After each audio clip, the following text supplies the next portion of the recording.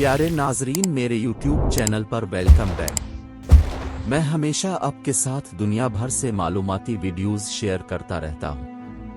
Science और technology में जदीद तरीन तरक्की से लेकर सकाफती और समाजी मसाइल तक, मेरा मकसद आपको मालूमात की एक वसी रेंज फराहम करना है, जिससे आपके इल्म व इदराक और दुनिया की मालूमात में इजाफा होगा।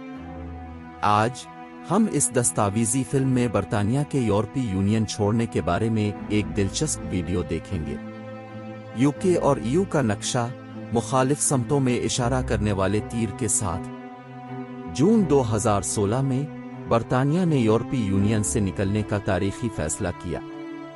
बरतानिया, जिसे यूनाइटेड किंगडम बरतानिया के नाम से भी जाना जाता है, ने 30 जून 2016 को होने वाले रेफरेंडम में यूरोपीय यूनियन (ईयू) से निकलने के लिए वोट दिया।